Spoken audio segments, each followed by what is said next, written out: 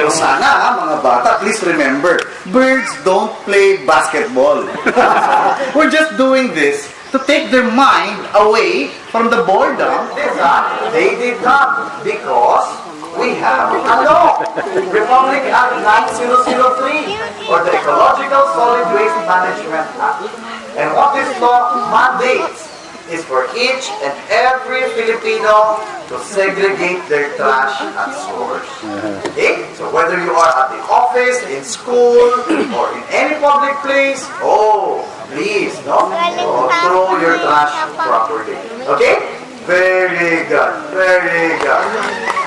Good job. Okay. Beautiful. Hindi naman malayo. Yung ating papupuntahan, baka pwedeng maglakad. That way, we don't have to spend too much fossil fuel. Very good. Very good. Okay? But that's not all that we can do. There is actually so much more. Diba? Very good. Now, okay. Now, whose money was this again? Your money? Let's see what you will do with your money.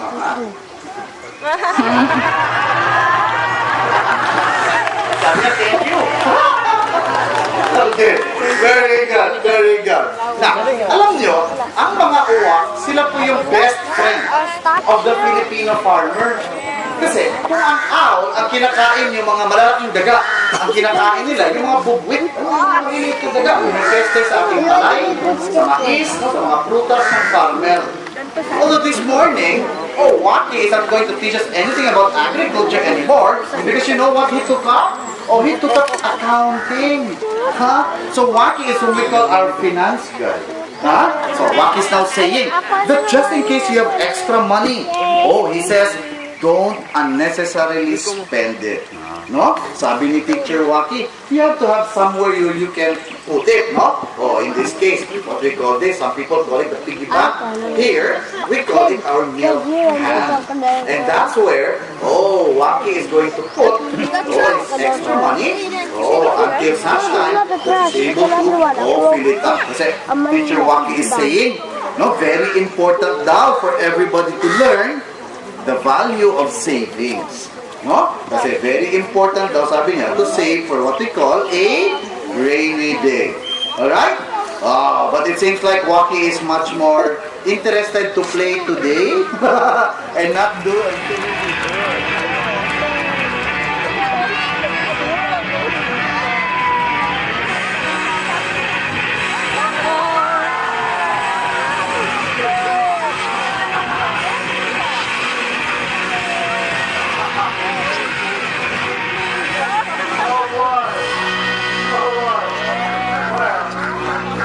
Just in case you get into a situation where you see a mass exodus of insects and other animals that are going a certain direction, please don't think anymore, Huwag na kayo mag-isip. Sundan na lang sila. Because siguradong may masamang mangyayari. They are what we call our biodiversity indicators. Okay? So, palampakan mo natin ang ating little and big bird indicator. Very good. Okay. Alright, now, let's talk about a big word. Alright? And this big word is called climate change.